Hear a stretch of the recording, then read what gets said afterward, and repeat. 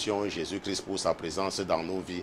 Nous le remercions surtout pour l'esprit de la révélation. Parce que lorsque tu n'as pas de révélation, tu marches à l'aveuglette. Ok, c'est vrai que la Bible dit que sans la foi, il est impossible de lui être agréable. Parce que il faut que ceux qui s'approchent de lui croient qu'il est celui qui dit qu'il est. Ok, c'est ce que la Bible nous dit. Mais lorsque tu as la révélation, n'est-ce pas, ça t'aide.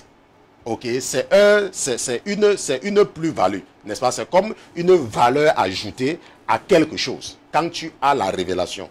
Et c'est également donc très important, n'est-ce pas, de comprendre que ce ne sont pas tous les rêves qui sont les rêves. On se comprend? Ce ne sont pas tous les rêves qui sont les rêves. Regardons un peu ce que le Seigneur dit dans Jérémie chapitre 27 à partir du verset 9. Ok? Parce qu'il y a les gens qui croient en tout ce qu'ils rêvent. Et récemment, votre père m'aidait à revenir, n'est-ce pas, sur ceci-là, juste pour, n'est-ce pas, vous amener, pour revenir sur là, parce que c'est que j'ai dansé là-dessus plusieurs fois, n'est-ce pas. La Bible dit dans Jérémie chapitre 27, verset 9 que vous donc n'écoutez pas vos prophètes, ni vos devins, ni vos songeurs, ni vos augures, ni vos magiciens qui vous parlent disant, vous ne serez point assujettis au roi de Babylone. La Bible dit que vous donc n'écoutez pas vos prophètes, ni vos devins, ni vos songeurs. On se comprend? Et la Bible dit que car ils vous prophétisent le mensonge, car ils rêvent ce qui n'est pas vrai, pour que vous alliez loin de votre pays, afin que je vous en chasse et que vous périssiez. Est-ce qu'on se comprend? Donc la Bible dit que Dieu a dit à un moment donné aux enfants d'Israël, n'est-ce pas, quand ils devaient les déporter en Babylone, que n'écoutez pas les rêves que vos rêveurs viennent vous raconter.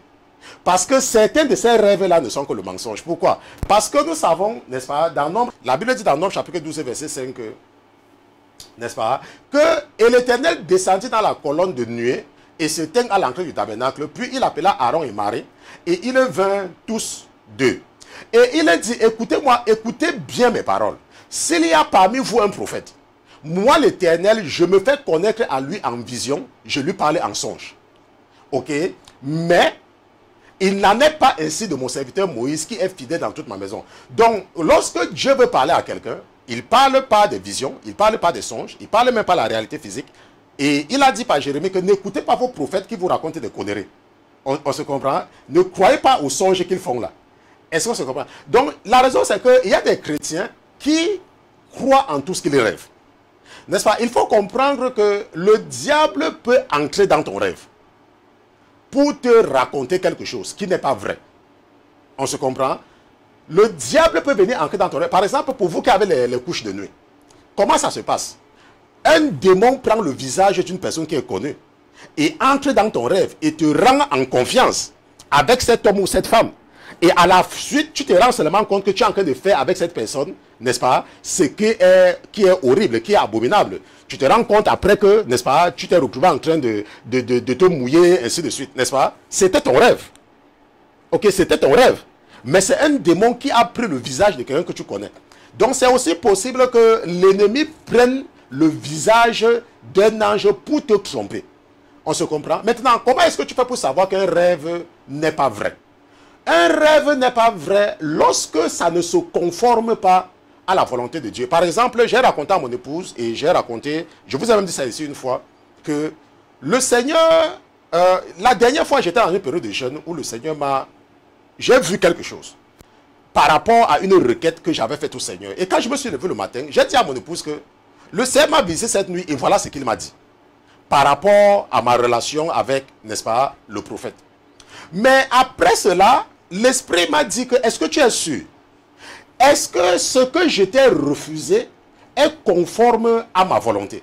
Est-ce que ce que je t'ai refusé? J'ai dit que non. Tu n'as jamais refusé à quelqu'un ce que moi je t'ai demandé. Parce que ta parole dit que nous devons toujours rechercher le royaume de Dieu et sa justice. Il dit que, ok, ça veut donc dire que ça ne pouvait pas être moi.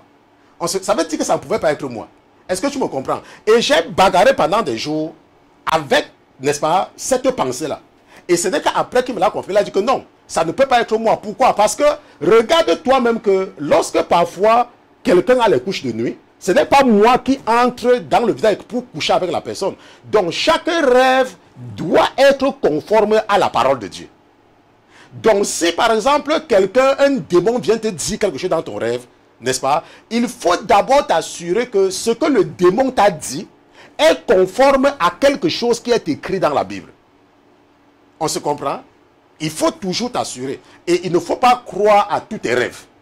Il y a des rêves qui sont démoniaques. Il y a des rêves qui sont seulement des influences sataniques pour t'amener à rejeter une bénédiction qui vient. On se comprend? Donc ça, c'est très important de comprendre.